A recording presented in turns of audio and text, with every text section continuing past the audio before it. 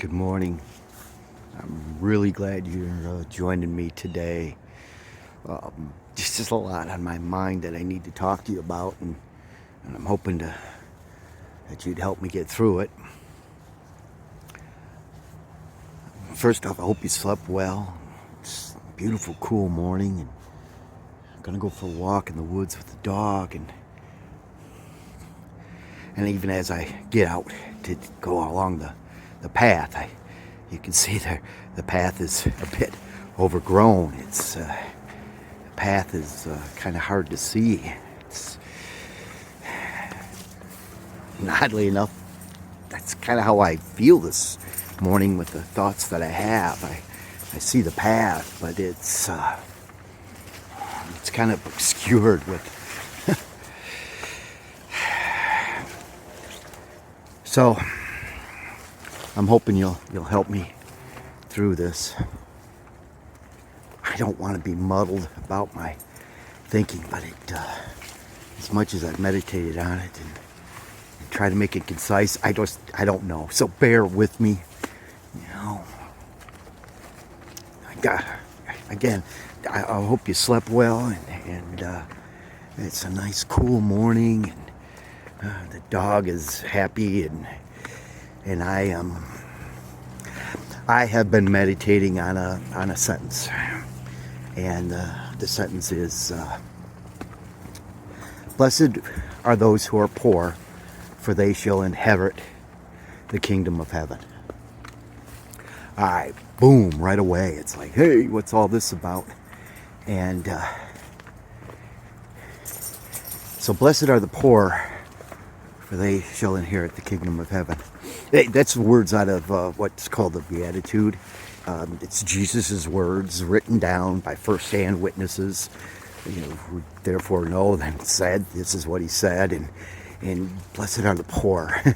and you're like, ugh, I'm looking at that and I'm going, why are you blessed to be poor?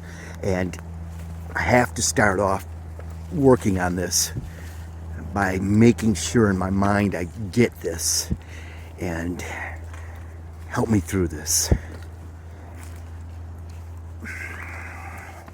I not just believe, but I know that it's true that there is a physical world, a reality that humans, we live in, and there is a spiritual world, a world outside us that we can't see yet, though, but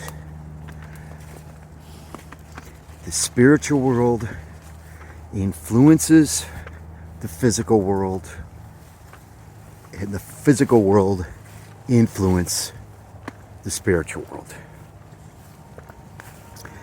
In those worlds, both the physical and the spiritual world is good and evil.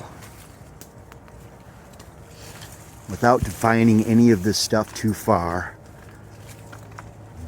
do you agree with that? I mean, has not the evidence within your life given you the reality and the realization that that's just, it is what it is. It's what's happening. So knowing that my mindset is there, and then I'm going to look at those words, poor.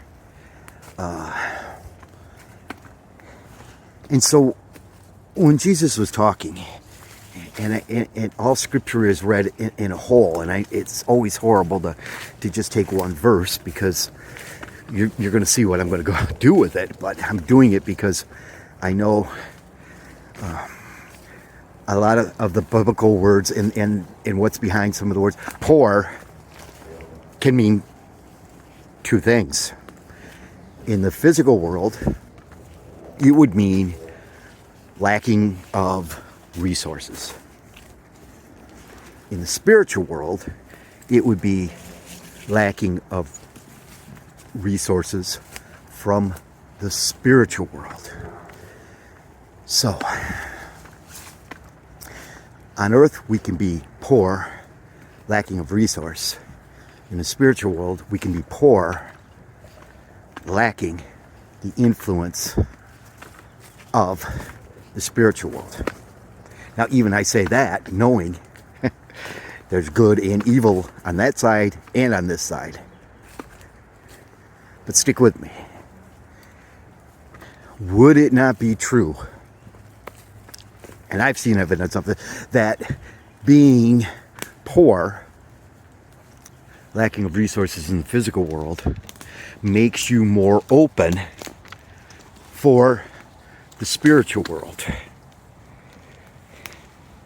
What does happen when we are poor in the physical world? We have wants and needs, and our minds then go to a place that says, you know what, I'm not getting it right in this physical world, and I'm poor, and I need, and how do I get that needs fulfilled? And when then Jesus says these words, he's saying, you know what, come to me, and that poorness is going to drop away, because you're not just physically poor, you're spiritually poor, and the riches of the kingdom of heaven is waiting for you once you realize that you're poor in spirit.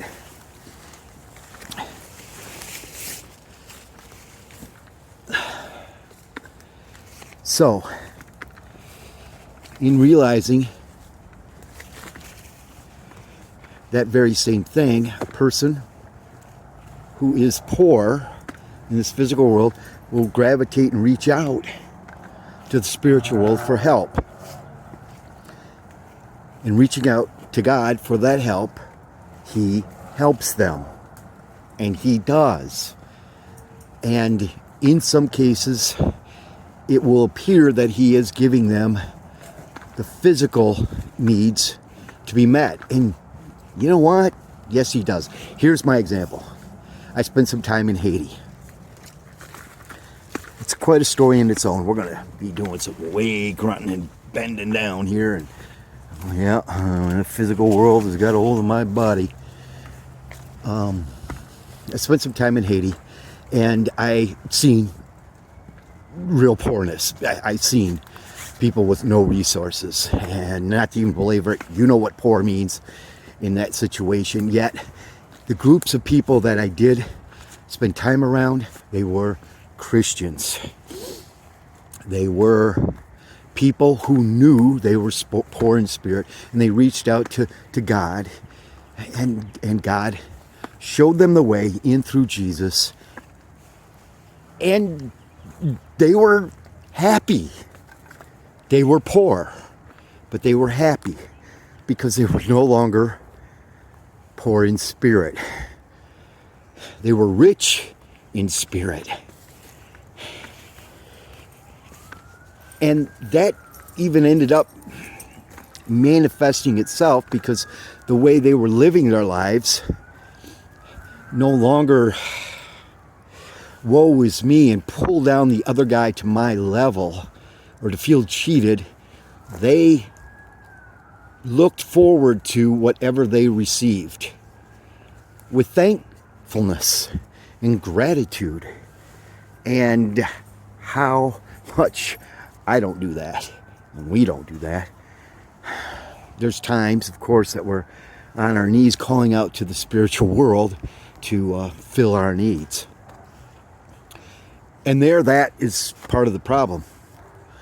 Because when we are reaching out to the spiritual world to fill our needs, whether it's the spiritual hole in our hearts or the emptiness of our stomach, in the spirit world, there's two things waiting: good and evil.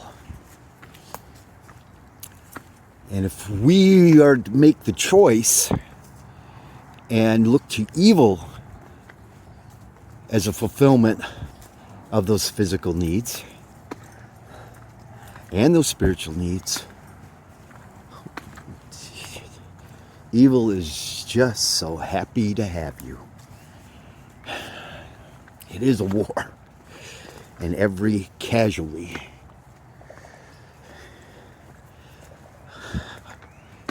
shows itself within the evil world, makes them happy. They're winning.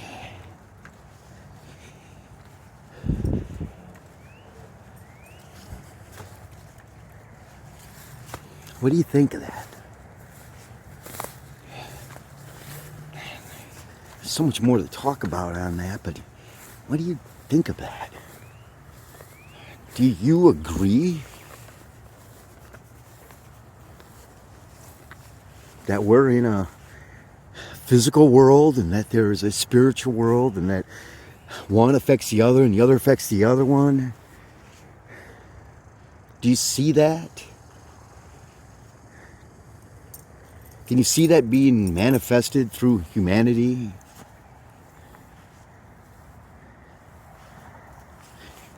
That in times such as these, it really looks like the evil is winning.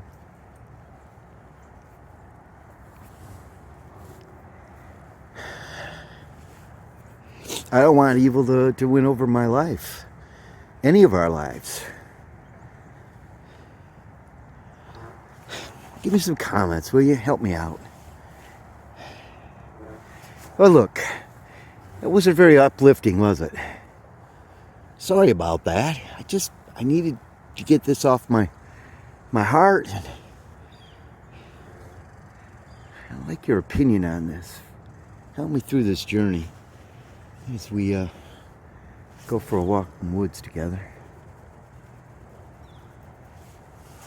You know what? May God's good bless you and keep you and let his face shine upon you. Until next time, shalom.